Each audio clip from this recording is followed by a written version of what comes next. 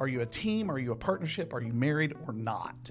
Right? And I know that rubs some people the wrong way. I don't care. Right? That's how I believe it should be done. I will tell you that I do not have a single client or friend couple that is a long-term marriage that I'm aware of that keeps their finances separate. It just creates so many problems. And back to your point, this is mine. I'm going to spend it how I want to. Man, you're begging for an argument. Getting over that anxiety, but understanding your partner's level of anxiety. If you have two anxious people, I don't know what you do. I don't know what you do. I don't know what you do. That sounds horrible. But at least, it's really, really important to understand, because if you understand how much anxiety your partner has when it comes to money, when it comes to finances, that's going to help you better understand all of their decision making.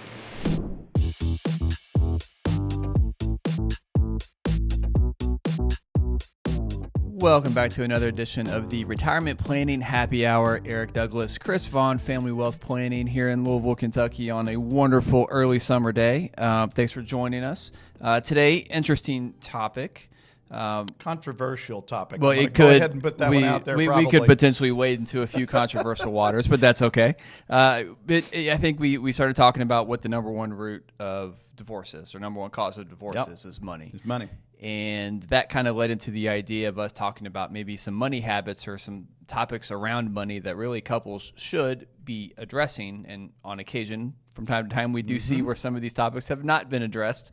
And it can kind of lead to, obviously, some serious disagreements around money, around retirement, around future and lifestyle, and all these different things. And they're typically things that should be addressed really up front, probably before getting married, if we're being honest. Agree with that. But definitely these are, I think the idea was to talk about some of these money habits that couples should really be talking about early in their marriage, right? Because really it sets the foundation for really the entire marriage, right, to be perfectly frank. And if your foundation around the idea of money is set properly, that's probably going to lead to a far less of a chance it takes so many of divorce, right? Problems really off the table. For sure. If you lay that out correctly. So we'll kind of go through some of these different topics around, that we've talked about prior to filming today. But before we do that, let's talk about the bourbon that you brought. We are back to bourbon. The last time we recorded, we changed gears a little bit and we did a beer.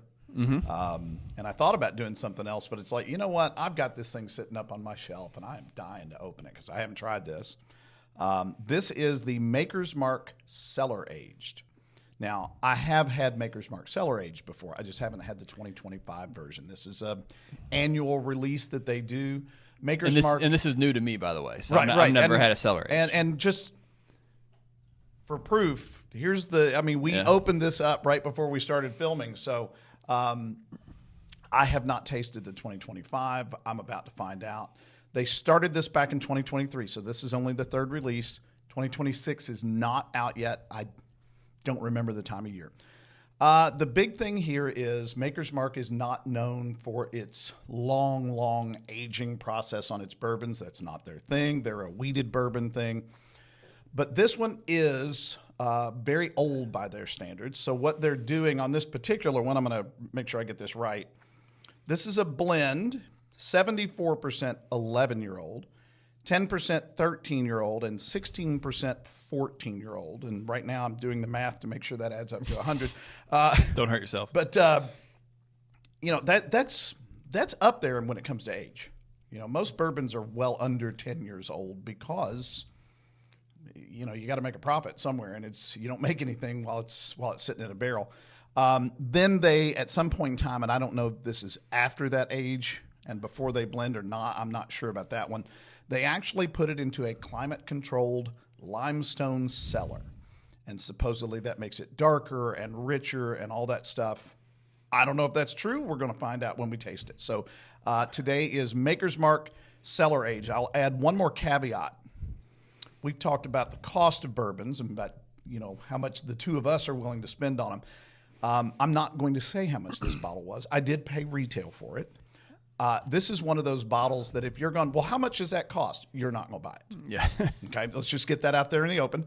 So not one that I'll ever buy. No, it's outside of your price range that you normally like. But the people who don't really care, they know how much this one costs, right? So if you're one of those people that has to know how much it costs before we can talk about it, just enjoy your buddies when he opens it up for you.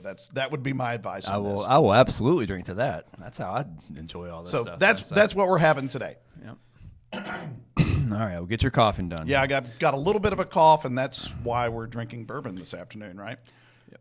So a number of different ways we can go with this, and probably fair warning, this could very, very easily be a first part of a 2-3 part series. Yeah, easy. I think, potentially. So we'll kind of see where we go and how much rambling we do, and if we need to cut ourselves off and maybe pick this up next week. That.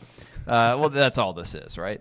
But I think we had a number of different bullet points, and who knows where this will take us. But I think prior to filming today, we started getting off on a little bit of a conversation, a little bit of a tangent, just kind of outlining where we were going to go. And you and I both said, and Annalise, who's taking some video of us over there, we were remarking to her that one of the most underappreciated aspects of our job is kind of the psychological aspect that we have to play. That's a polite way of putting it. I like that. It's not necessarily about managing money. It's about managing people. It's about managing relationships.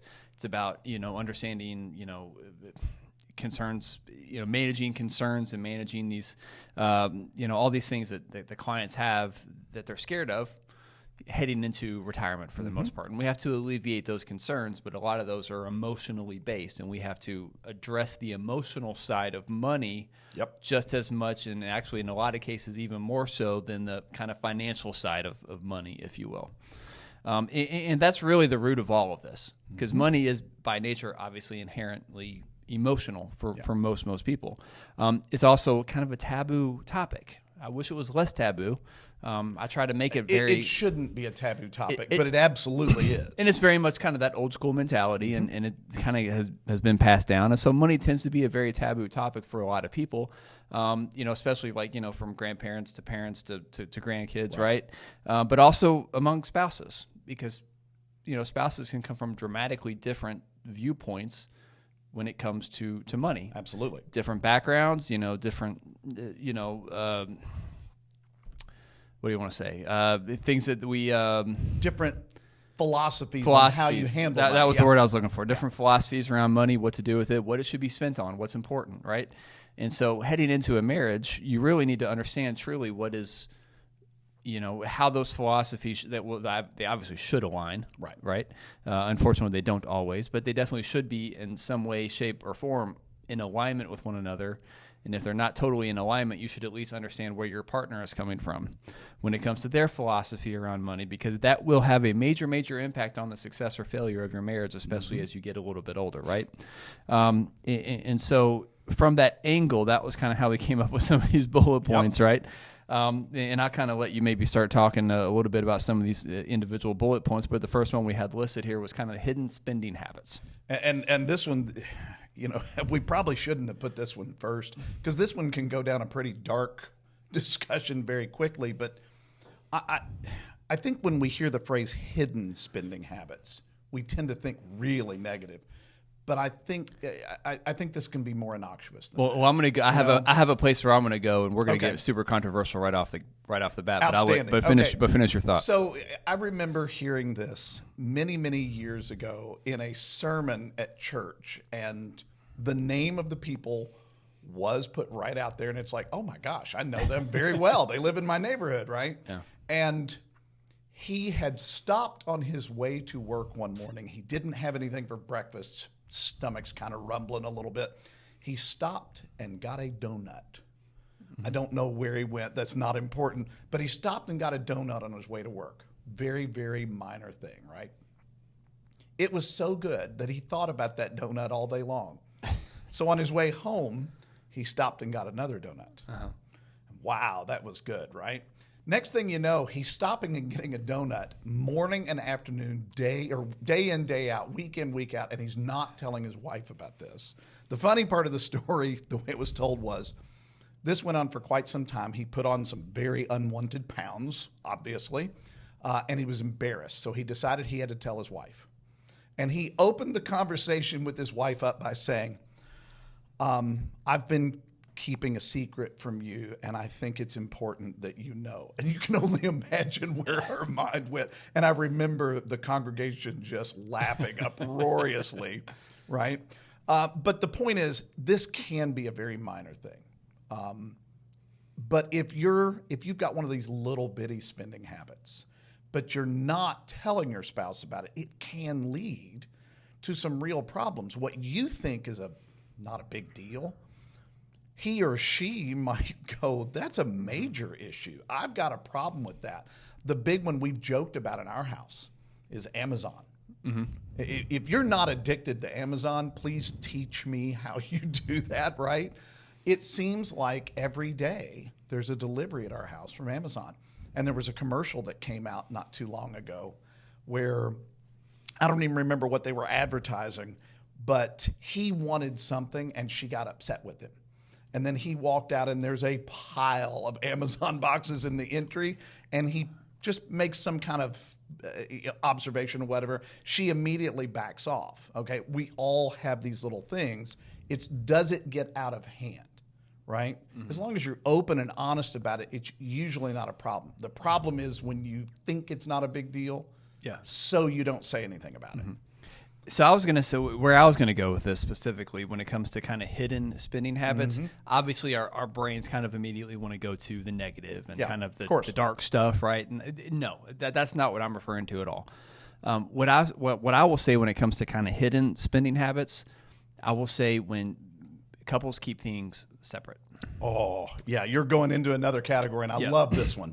Because we don't have this is not one of the bullet points, but when couples keep things separate, 2 separate checking accounts and maybe a joint account as well, you can kind of do whatever you want in your individual account. Yep. Once again, we're not talking about anything dark or, nothing like that. Totally innocuous stuff. But this is my money. I'm going to spend it the way that I want to spend it, and I don't have to answer to you for it. Typically, I don't understand, what to each their own. And for a lot of folks, I've seen it work. I don't personally understand how that works. I'm with you. And you said the key word. This is my money. Exactly. Now, I've had clients tell me that before. This is one that I'm very passionate about. No, it's not your money. It's y'all's money, right? I apologize to the people on the West Coast who are listening, and I use the word y'all. It's ours, right? It's not yours. This part's yours and this part's mine. It's ours. That's where you get into one of those things that are you a team? Are you a partnership? Are you married or not? Mm-hmm. Right? And I know that rubs some people the wrong way. I don't care, right? That's how I believe it should be done. I will tell you that I do not have a single client or friend couple that is a long-term marriage that I'm aware of that keeps their finances separate. Mm-hmm. It just creates so many problems. And back to your point, this is mine. I'm going to spend it how I want to. Man, you're begging for an argument. Well, that in and of itself leads to questions, right? Oh, absolutely. And just going back and not to say that it can't be successful, because clearly it can, and I have seen it be successful. Mm-hmm. But for the most part, if we're being a little bit anecdotal here, what I have seen, obviously this is going to be more prevalent in second marriages. Yeah. And usually is prevalent in second marriages because there was an issue with money in the first marriage. Right. Yeah. Very good. and so because you had an issue in the first marriage or when it came to money, you're kind of creating problems in the second marriage around money because you're still not totally trusting because maybe you were burned by someone in the past, right? And obviously past traumas always lead to future, issues, right? And that can take hold in new relationships and new things as they come as they come up. But even still, it's usually a result of mistrust around money in and of itself. I also have seen, once again, anecdotally, right, couples that I have seen that maintain kind of separate checking accounts in a first marriage. Mm-hmm. This is just the ones that I know about, and it's not like I know about a ton, but anecdotally, I have known about a few marriages that are first marriages where they do keep everything separate, mm-hmm. and I have heard more often than not that they end up in divorce. Yep. And that is my argument. That's when I say I don't know of anybody off the top of my head, and obviously with clients, we have to talk about this stuff. You don't necessarily talk about money with your friends, right? I don't have a client that I'm aware of that keeps their finances separate that has been married for a long period of time. Yep. Why put those roadblocks out there? You know what I'm saying? Well, because then when you're coming up to like pay for a joint trip, like maybe if the joint account's a little bit low, you say, well, maybe can you help contribute to this, or can I help contribute to this? And then it becomes kind of a selfish thing, like, well, no, this is my money, and then that's what leads to the fights. And it's not a realization that, ultimately everything is ours anyway. And one thing I've always, I've said this a few times in meetings, trust me, if you go to divorce court, you're going to find out real quick that that's not your individual money. This don't belong to you. It belongs to the both of you. Right. You'll find that out very, very quickly. Because according to the state, there's not his and hers, right? It's theirs. But that is definitely probably one of the biggest, red flags that I see as separate accounts. Once again, I'm not trying to paint everybody with the same brush. There are successful marriages where things are kept separate, and so if it doesn't apply to you, don't apply it to you. That's not what I'm saying, right? But more often than not, that typically can be a red flag, at least in kind of our world. It also makes planning a little bit more difficult, right? Yes, it does. For what we do. Now, I want to expand on that because I have seen this part work, but it's a slippery slope, so I'm not necessarily going to recommend this. People will say everything that comes in is ours.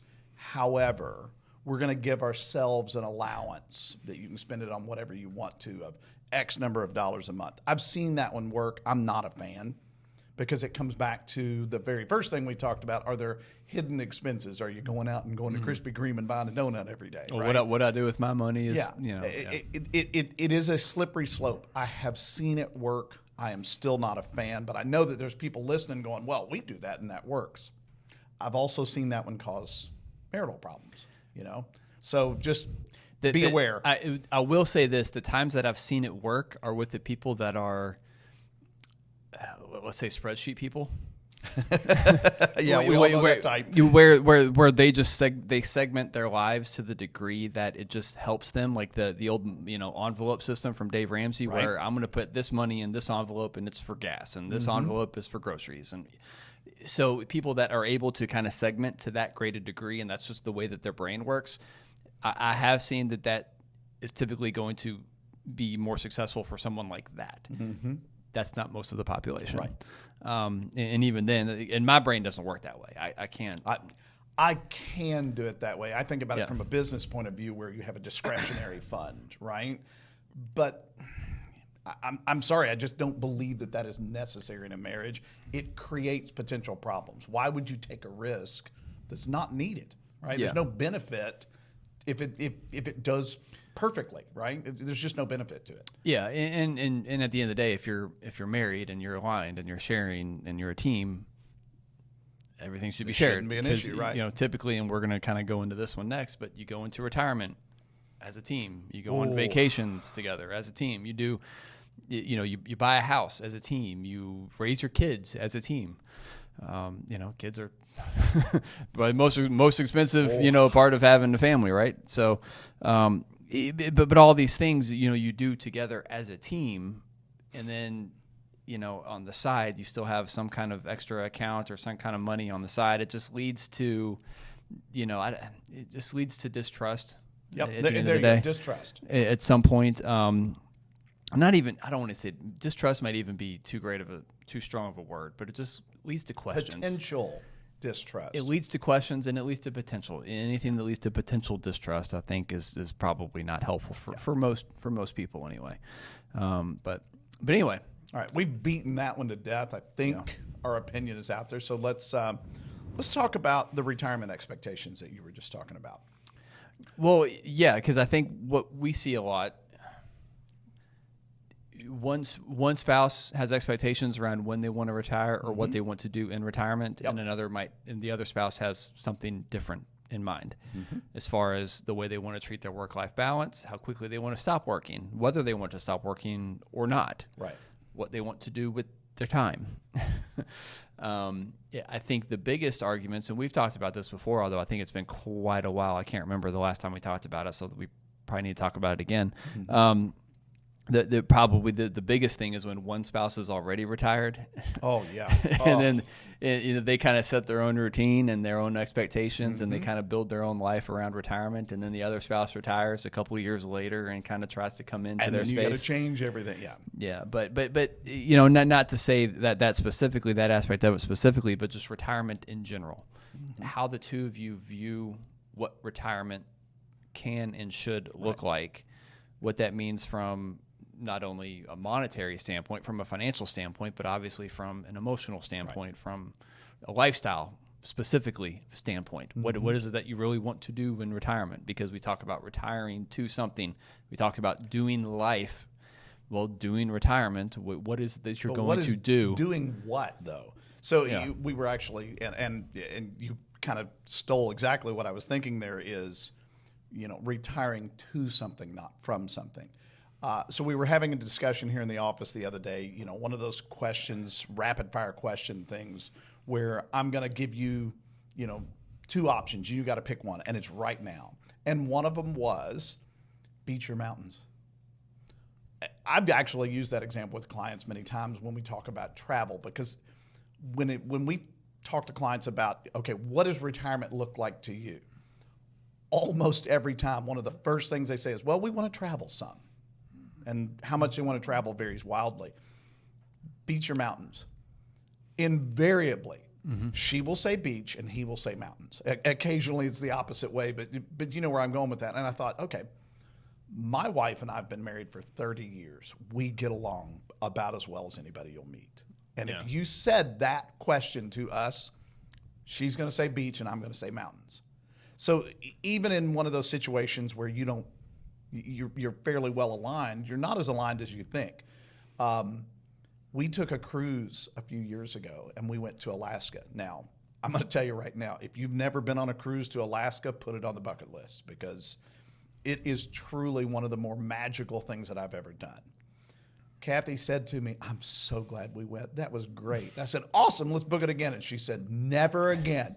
I don't ever want to go back and say, wait a minute, you just said it was awesome. And she said it was. And I'm glad I did it, and I enjoyed it. But I don't ever want to go back again. It was cold. All right, full disclosure, we went at the beginning of September. When we sailed, everybody was wearing shorts and it was 80 degrees. You know what I mean? It was fantastic weather. I never put on a heavy coat, right? I wore a sweater a couple of times. It was not cold as you would think of it. Yeah. And she made it very clear that was way too cold for her. The beach, on the other hand, where she could sit on a beach day after day, I get about 3 hours of the beach and I'm good for 5 to 6 years. Yeah. It's just not my thing. We go to the beach and it's like, okay, where's the closest golf course? Right? I'm saying so, yeah. I love that example because it's a great way of kind of showing people you are not as aligned as you think. So how do you avoid the conflict when you're not as aligned as you think? Well, we're going to have to do what you want to do sometimes, and we're going to have to do what I want to do sometimes, and you need to not do it begrudgingly. You need to get into it, right? You need to go, okay, I'm not going to make the best of this. I'm actually going to go and I'm going to have a good time. Yeah. And maybe next time it's my turn to pick. But that's a great example of a simple retirement expectation. It was interesting because my wife grew up going to the beach. That's and as a lot of people do around here, right? You kind of grow up and you take your annual trip to Florida. And I was going to say the Redneck Riviera part of Florida, I think half the people there are from Louisville. Yeah, right? and I'm not bashing it. And, no, absolutely. It's an awesome vacation. I grew up doing it too, but I'm a very, very white human being, and I can only stay in the sun for so many hours before I turn beet red. Right. And then I don't go back to being tan. I go back to being really white again. And doing your lobster imitation is not fun, by the way. So, I don't tan very well, so I don't really care about going to the beach. And to your point, I can go sit on a beach for a few hours, and then I get very, very bored. Call it ADD, call it whatever you want to. There's just not much keeping me there, right? There's only so much I can, sit and do absolutely nothing. before I just want to, Right. I got to go take a walk. I got to go do something, right? And so last year, and we've always continued that. Plus, of course, our kids are beach people too. They love going to the beach. So, Right. We always go to the beach regularly. And I used to travel a lot for work. So I used to kind of go see a bunch of different parts of the country. And so I kind of got that out of my system, doing all that stuff, right? Because I go to all kinds of different cities and parts of the country and kind of got to experience things elsewhere that weren't necessarily the beach. But it was interesting because last year, my wife and I went to Europe. We were there for almost 2 weeks. And she could see that, we were going to these old historical cities, and I like history. Right. And so I could walk around all of these places like all day long. I mean, we're getting 25, 30,000 steps a day in. But it was like invigorating to me. It's like, oh, this is fun. I really, really enjoy this. And I can go see all these different cool things, and I can go to walk all these different places. And so my wife could see, I think, pretty clearly that was a lot more fun for me and how much more I enjoyed doing that than just going to a beach and doing nothing. Right.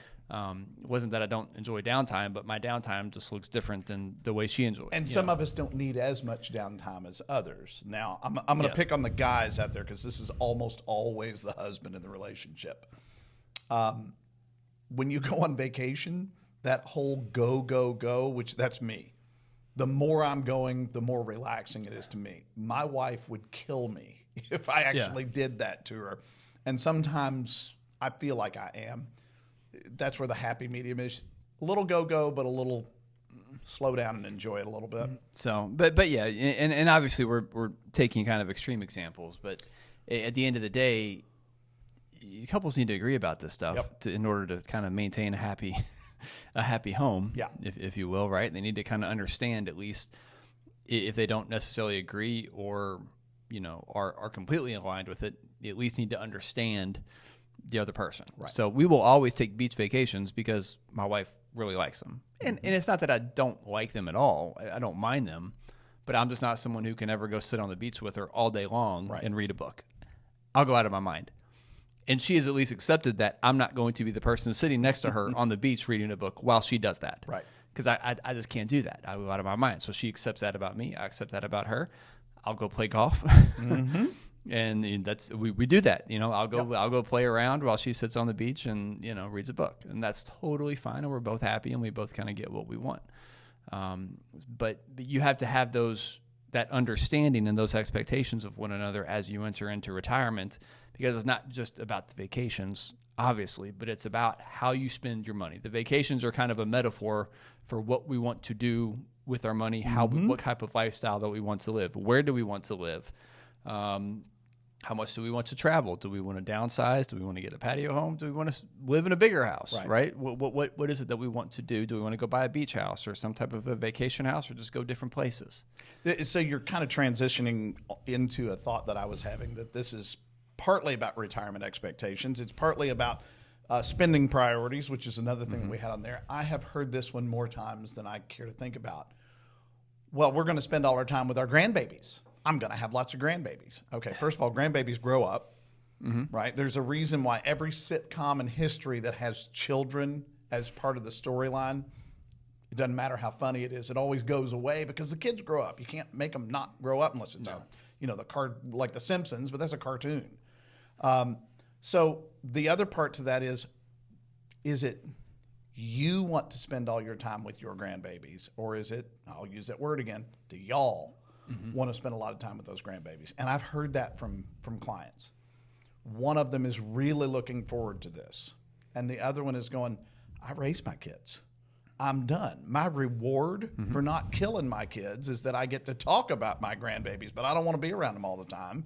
I'm done with that part. So once again, there's that reaching the happy medium. There's that having the understanding up front that you both agree to, and how are you going to spend money on that? And furthering that transition, how many times have you talked to a client where one of them constantly wants to financially prop up their adult children, and the other one is adamantly against that, right?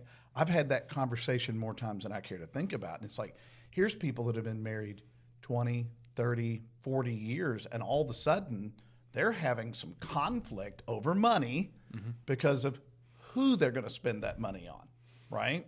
Well, it's interesting because I'm 44, so in this industry, I'm still kind of very much on the young side. Oh, absolutely. Yeah. I mean, the average age in a financial advisor across the country is like 65, Yeah. 63, something like that. I'll be 55 next month. I am still one of the younger people. Yeah, so it's kind of interesting because I've had conversations with clients that are supporting their children that are my age. Mm-hmm.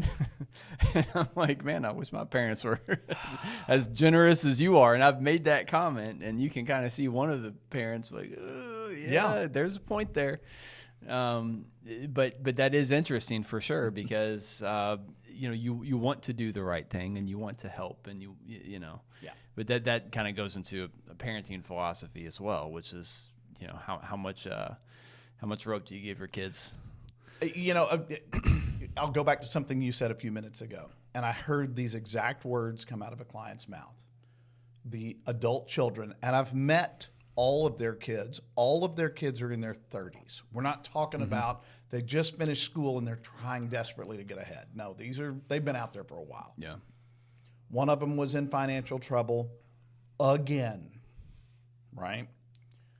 So we got on a 3-way phone call, and she said, I just have to help my kids. It was that my word again. Mm-hmm. They're not yours specifically, they're ours, right? My wife and I have 2 children. I don't have them. We have them. And that may sound simplistic, but I think it's very important to the mindset. Mm-hmm. If you are thinking about something belonging to you in particular instead of the 2 of you, once again, you may be setting up that argument, that fight, right? And I can tell you right now, as somebody who's been married for a long time, the worst thing that you can ever do is have an argument or a fight, because what are you trying to do when you fight? Trying to win. Yeah. And the worst thing you could do is win, right? I don't know. The competitor in me might disagree. And see, I'm the same way. I'm a competitor. It's like, if I'm going to fight, I'm going to do anything it takes to win. And I don't want to hurt my wife, but if we're fighting, that's what I have to do to win, right? No. And that's kind of my point. If you have that mindset of everything is ours, be it our money, be it our kids, whatever, if it's ours, it might change that mindset a little bit and help some people out. But yeah, all that to say, I mean, we talk about kind of lifestyle expectations in retirement or just lifestyle expectations in general. But, as it relates to retirement specifically, do you even want to retire? Because I have seen this where one spouse has these grand designs of retiring together and doing everything together and, moving into this happy bliss and this next chapter of their life. And the other one's like, I don't want to quit working. I like what I do. Or, I don't know what I'm going to do all day, or I don't want to spend all day with my spouse, or whatever the case may be. And so if there's not alignment on what the goals need to be, it makes it more difficult for us to do our job as planners, because we and this goes back to, once again, okay, well, let's figure out what the shared vision needs to be here, guys.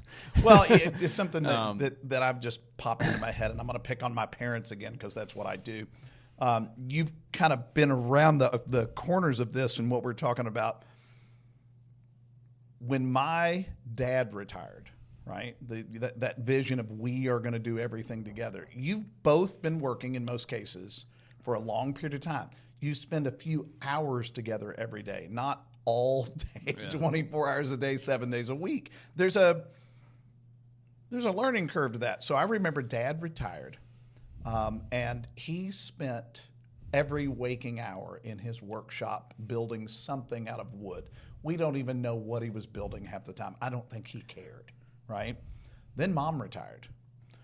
Within 6 months, if I remember correctly, it's been a few years, of Mom retiring, Dad went and got a job delivering pizzas just to give him something to do to get out of the house. Yeah. Because they were driving each other crazy. And then turns out Mom went around and got a job, and that worked because they were spending 100% of their time together, and they were driving each other nuts. Yeah. And I think that's because they didn't learn how to do this. Most of us, I work a full-time job. My wife works a full-time job. That is normal. If all of a sudden we're together 24/7, you might be creating some issues. So to your point, be very honest with those expectations and what that might look like. And we've talked about maintaining separate hobbies and interests in retirement to avoid that specifically. But I think that's not what we're saying here either, because we want to make sure, yes, you should do that. You should have separate interests. My wife's not going to go golfing with me. She doesn't have any interest in golfing. I've tried to get my wife to go golf, and she has zero interest. Yeah, which is fine, and that's okay. Yeah. And there's going to be things that she does that I have no interest in partaking in. But I know about them, and they're coming from our shared checking account. Right. And we're not hiding it from exactly. each other. It's not hidden, and it's, we kind of agree, okay, this is your thing, this is my thing, but it's not like it's not coming out of a separate pot of money, so to speak. Right. It's not like I'm funding anything to do with golf from my money over here, right? It's all coming from the same pot. So, I want to move on to another that we got down here, financial anxiety. And I think this goes back to something we've already been talking about a little bit, is the expectation of money.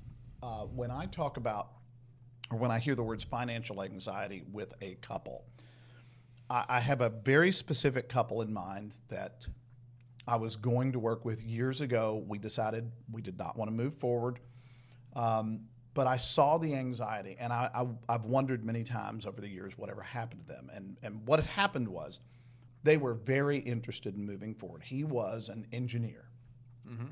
Now, I've got multiple clients that are engineers. We have made fun of the engineer mentality so many times, because when we talk about the spreadsheet, well, we were talking about spreadsheet people, and they are really, they love to get into the details, right? That's just that mentality, which I'm fine with.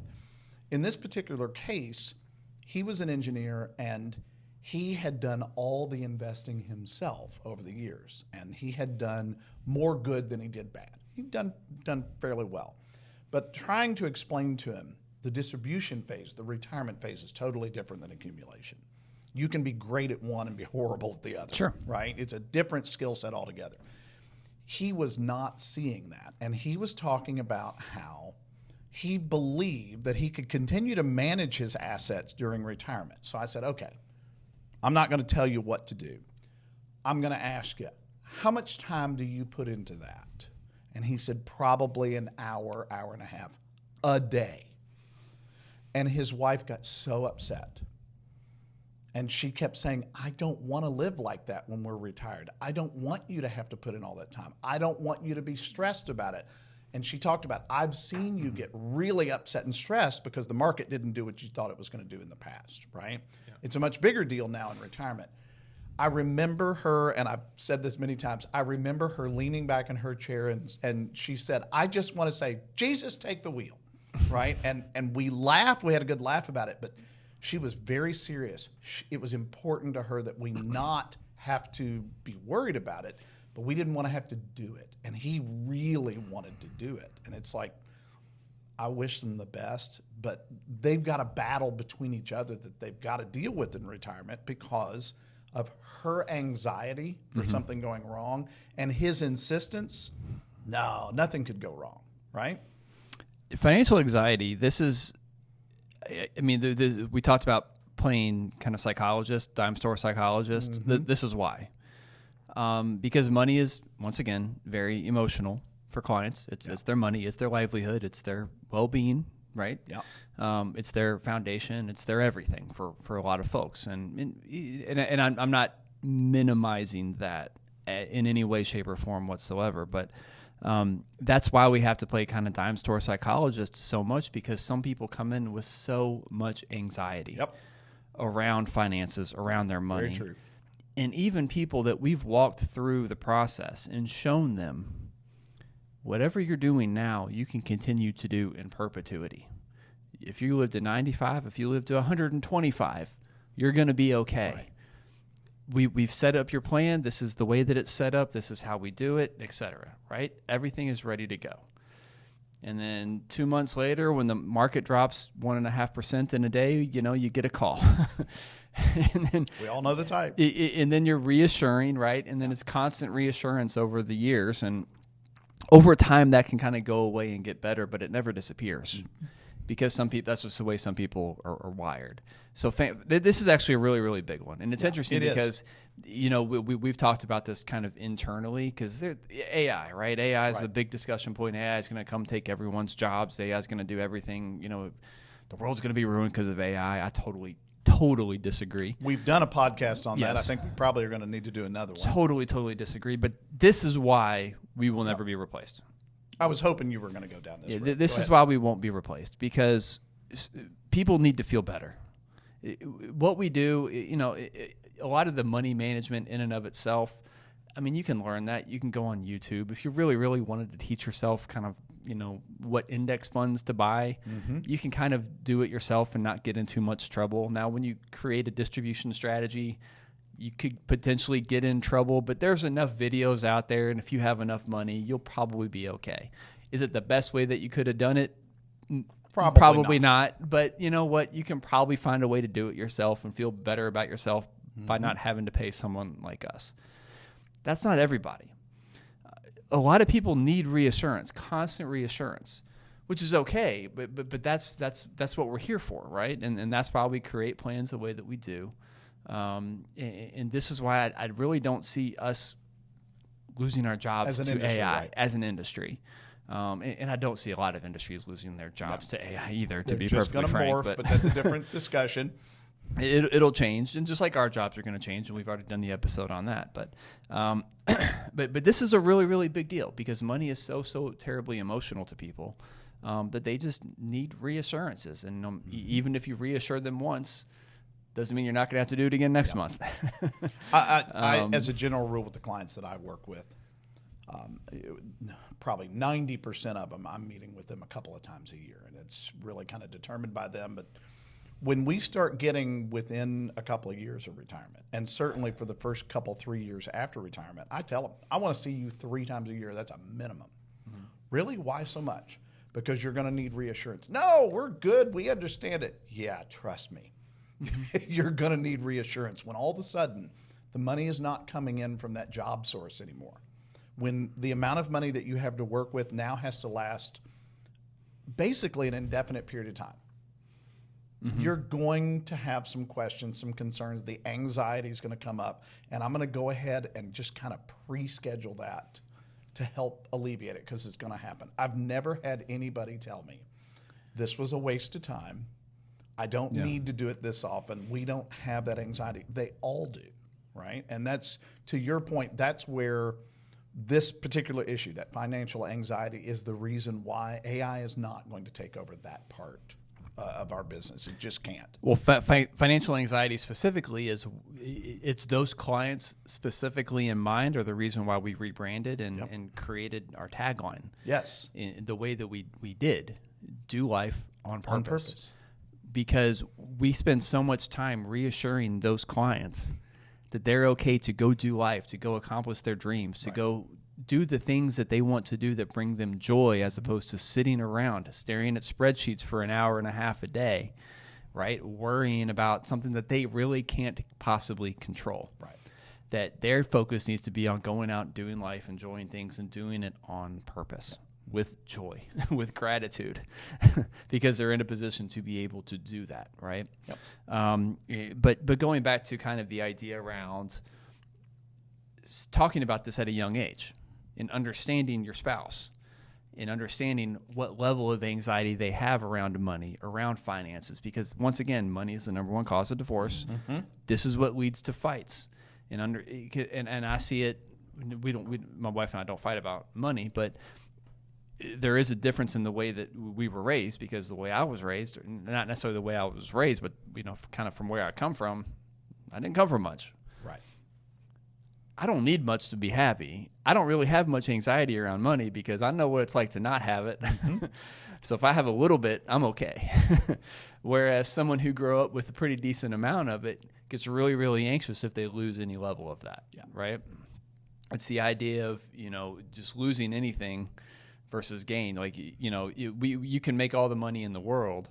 You get a 20% return this year, but then you get a 5% loss the next year. You're more focused on that 5% loss than you are the 20% gain that you had the year before. Especially if you grew up, to your point, because I was a lot like this too, in an environment where you didn't have much.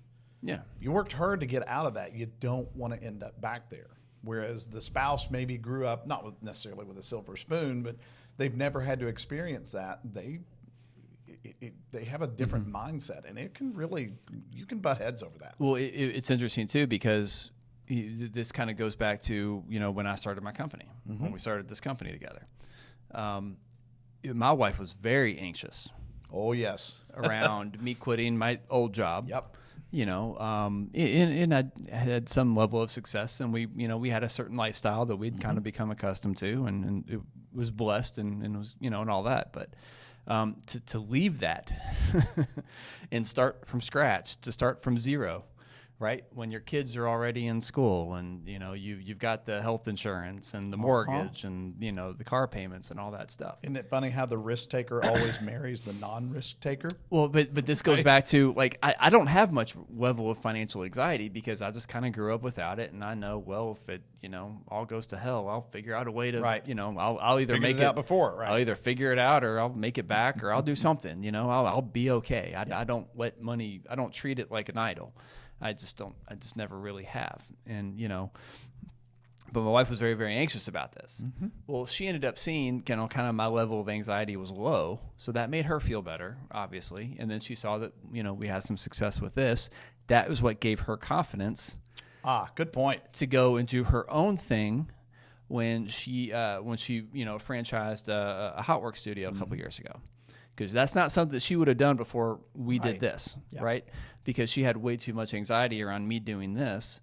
But when she saw the level of success and the level of joy that was brought because, we were able to get over kind of her anxiety together, it helped her get the confidence to get over her level of anxiety to do this other new venture. And it's brought her so much joy, so much happiness. And that's what I think really needs to be addressed more than anything is anxiety limits you, especially around money. Financial anxiety keeps you from doing the things that you want to do. It keeps you from taking risks. Risks are where you grow, right? Getting outside of your comfort zone is where you experience growth. That's why we talk about doing life. We talk about doing it on purpose with a plan, not being reckless, but we talk about doing it. Go do it. You only get a trip around the sun, one time, right? So getting over that anxiety, but understanding your partner's level of anxiety. If you have two anxious people, I don't know what you do. I don't know what you do. I don't know what you do. But sounds horrible. But at least, it's really, really important to understand, because if you understand how much anxiety your partner has when it comes to money, when it comes to finances, that's going to help you better understand all of their decision making and what their decision making process entails when it comes to specifically financially related decisions. I would add one more thing to the anxiety point, because you're right, this is such a huge issue. But it's so important that you find ways to deal with this anxiety, because there's another problem to the financial anxiety.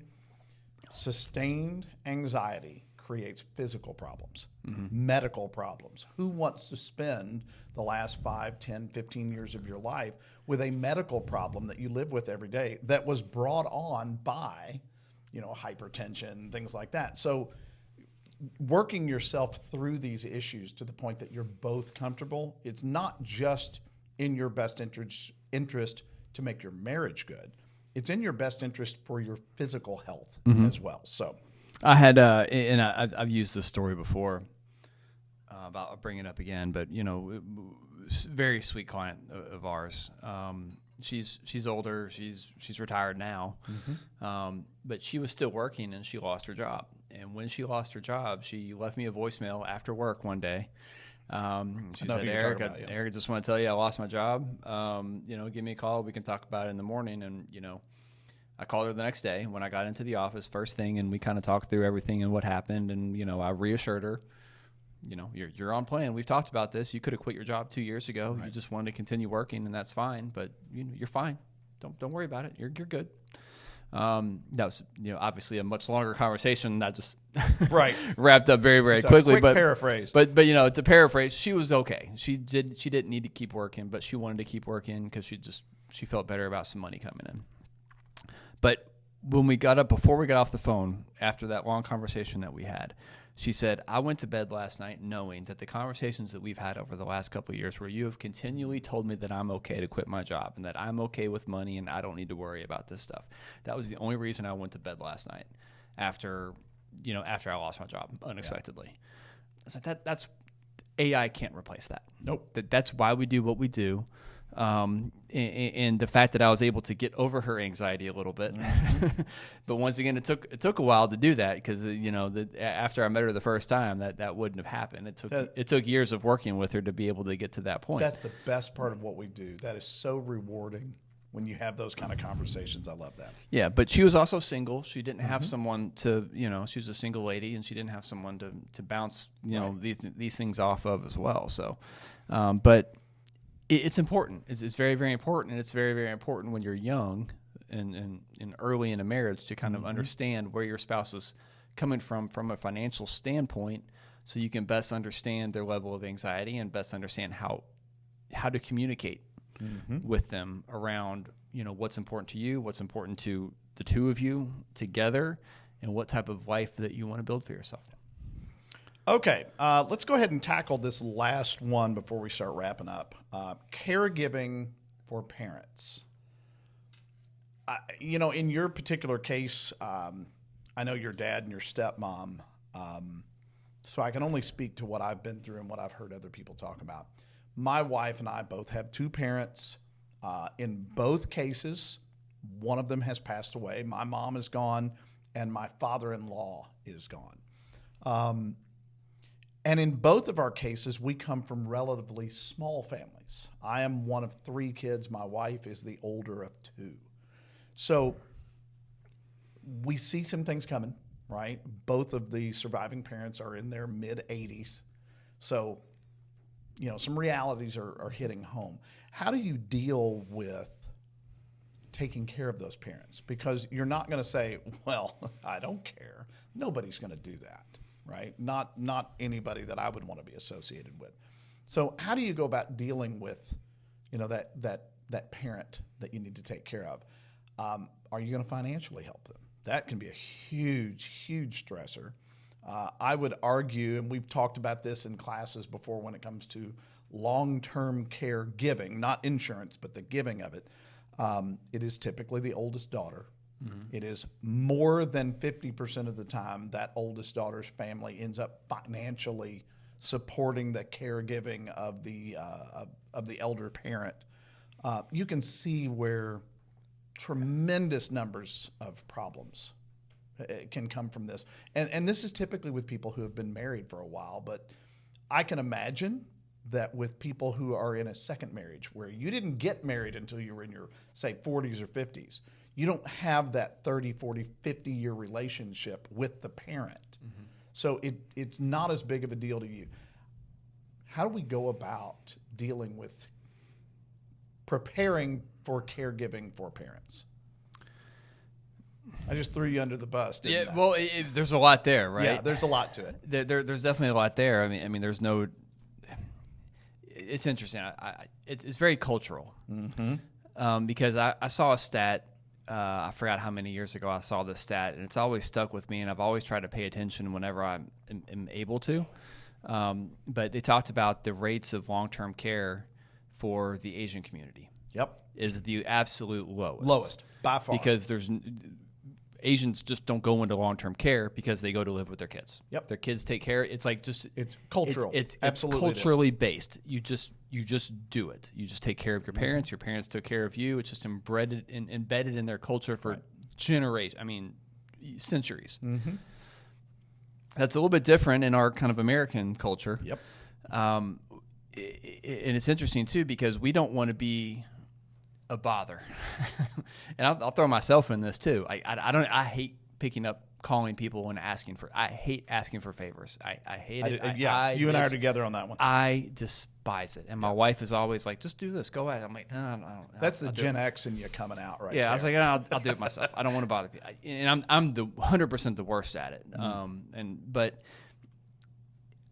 I've talked to my father-in-law about this. My father-in-law is very much on record, and he's told me before, he's like, throw me in a home. I don't want to live with you. Throw me in a home. I don't want to bother you. And I'm like, we'll take care of you. You say that, but we'll take care of you if we need to. But he's told me openly, no, I don't want to live with you. Put me in a home. I don't want to be a burden on you. I don't want to be a burden on the grandkids. Like, no, I don't want to do that. Now, the reality is, especially with men, they're not the ones that need the care. It's usually usually the moms. We typically, we're living at home. We get sick. We go to the hospital. We don't come home. That's the way it works. Yeah, and I'm already on record with my mom saying she's not coming to live with me because we'll drive each other nuts. And she already has a room reserved at my sister's house. Right. The oldest daughter. She's younger than me, but she's the only daughter. She's the oldest daughter. So, but so my mom will end up there at some point in the far, far distant future. She's still very much independent, and so, but that's kind of established. Like she's not coming to live with me. Right. But on the flip side, my mother-in-law, one day maybe, she's far more likely to come stay with me than her son. Yeah. Or stay with my daughter, or I'm sorry, stay with her daughter, my wife. Yeah. Okay. I think we got that right. Yeah. She's far more likely to come stay with my wife than her son. So, potentially one day, maybe, but it's interesting that generationally speaking or culturally speaking, that's probably the biggest determinant of kind of what happens as far as from a care perspective. But caregiving for parents, yes, that's one thing that 100% should be agreed upon. I don't know how much more color you need than that. But well, okay. So the part that I would add to it, you're 100% correct. It needs to be agreed upon. You don't necessarily have to like it, but you need to have a plan of attack for it.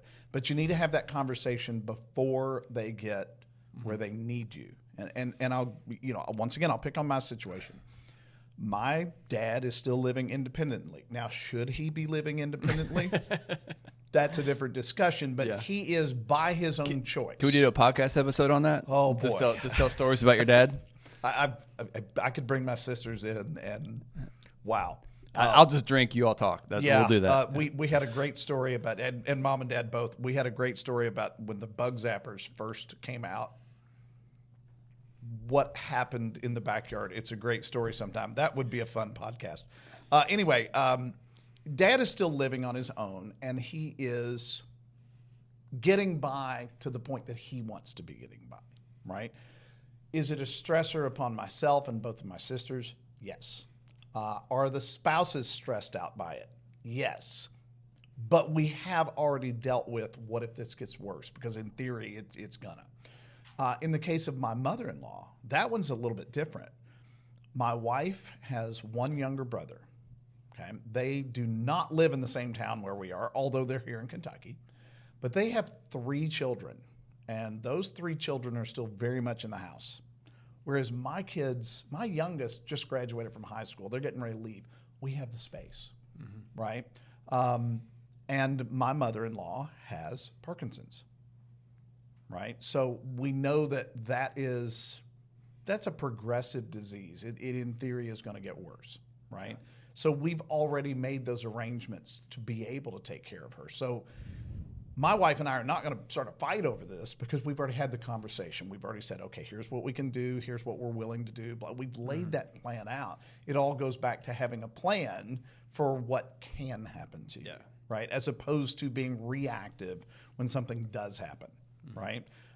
You said at the beginning of the podcast, most of the things are things that you need to either agree upon before you get married or soon after. But in reality, you don't have these kind of discussions until you're well into that, right? So you need to have them. You need to come up with some kind of a plan of attack for what are you going to do about taking care of your parents. I am not a good caregiver. I think I speak for both of us. You don't want me taking care of you because there's a pretty good chance something's going to go wrong. It's just not my thing.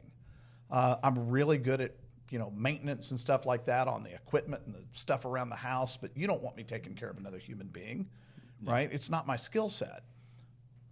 That goes back to having that plan of how are we going to deal with mom and or dad when and if there's a problem, right? If you don't address that up front and work through it, and this is where parents, you need to be sharing your finances with your younger children, or with your your adult children, because they're stressing about this and it's creating problems for them. So the main thing here is plan of attack so that everybody knows what we're going to do when and if the problem comes.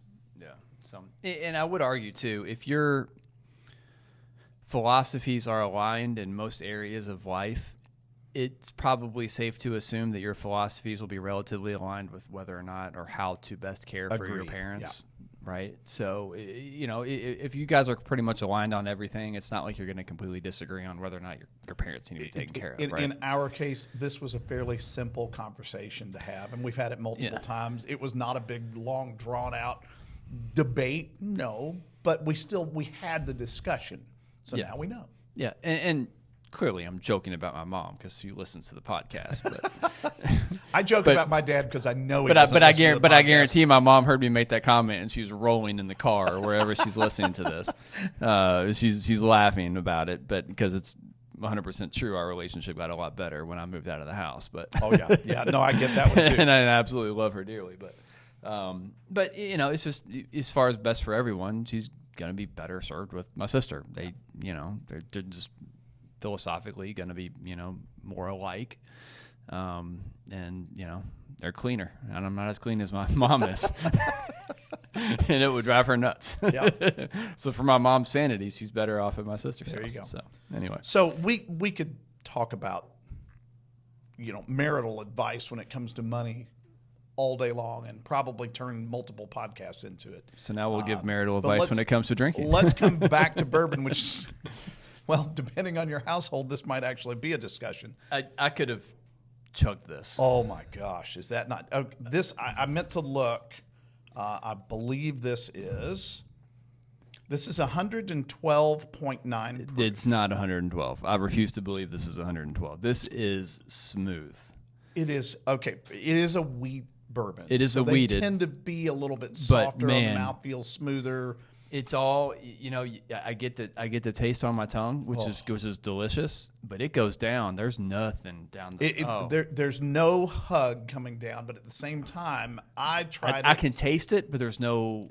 Right. There is a burn in the flavor, but not a burn in the, wow, this is high proof. It's not, right? When I put a drop of water in it, the burn, and I'm talking about the flavor burn, really came out right on the tip of my tongue. And when I put a second drop in it, it almost made it more.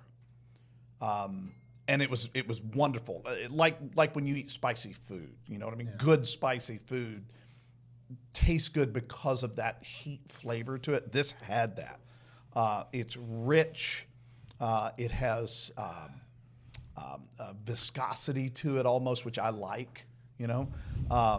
All the traditional bourbon flavors, the caramel, the oak flavor, all that stuff is absolutely coming out, along with a handful of other little minor flavors. A lot of oak, but it's been aged for over 10 years. If it didn't have a lot of oak to it, I'd be disappointed. But there's some really spicy honey flavors and some maybe some baking spices, stuff like that. This is... I feel like some cinnamon. Maybe a little cinnamon. Yeah. This is awesome. It's very good. This is delicious. I really wish that this was not a limited edition because, to your point, I could easily pour another one of those. Now, at 112.9 proof... Yeah, I'm not going to. You do not want to have a second one of these when you're not at home. Right? Yeah. This is something that's got to be limited, but holy cow, this is good. Yeah, that was a good pour. Wow. That was a very good pour. Part of me is disappointed I didn't open this earlier, I should say, and part of me is so glad that I didn't open it because now I get to enjoy it. And I will be much more willing to buy the next version when it comes out at some point in time this year. I have no idea. Hopefully it'll be a little bit cheaper as the bourbon industry is kind of slowing down. They're putting more and more crazy stuff out there, and the price points on some of it is starting to come down. I'm seeing price points come down quite a bit. I was at a liquor barn last week, and I didn't buy anything, but I was perusing. I bought some stuff, but I didn't buy any bourbon.